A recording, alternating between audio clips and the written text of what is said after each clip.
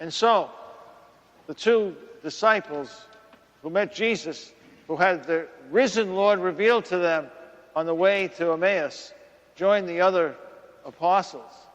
And they recount how Jesus was revealed to them in the breaking of the bread. It's kind of like a transition phrase from that gospel passage, which appears just before this one in Luke's, and the gospel passage that Deacon Bryce just read for us from the Gospel of Luke.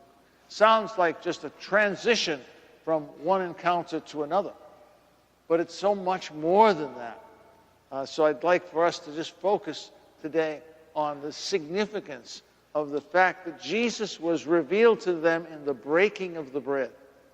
The way it's described there, the way it was described at the Last Supper, the way it was described in the gospel passage we just had, all involved the same thing.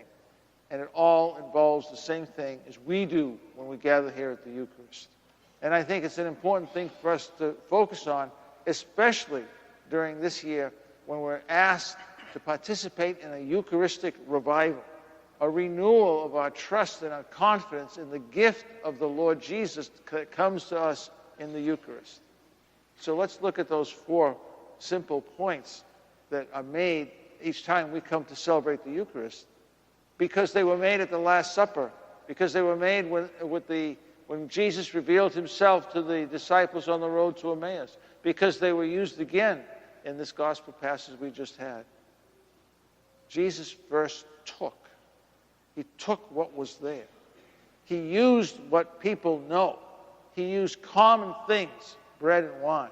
He used common practice, the Passover supper that the Jews celebrated. Used all those things he took. And he blessed or gave thanks for what was there. He gave thanks and gave a blessing to the gifts that were there of bread and wine because of what they'll be used for. He took, he blessed, then he broke. Bread is made to be broken and shared. It doesn't happen too often, but I remember this sometime in the past year, I went to a restaurant, and when they delivered the basket of bread, it hadn't been cut. And they said, here, this is for you to break and share. That's what we do with the Eucharist. We break and share the gift. And that's why part of the preparation for communion is the priest breaking the host. Jesus took, he blessed, he broke, and he shared. He shared. The gift that we have is made to share. Just think about it. Think about it if you would. We get to know God's love for us by the way we share that love with others. We get to know God's mercy for us by the way we show his mercy to others. We get to know God's forgiveness for us by the way we offer forgiveness for others. Jesus took, he blessed, he broke, and he shared. We do that every time we come to the Eucharist. And the truth of our participation is not seen by what we do here.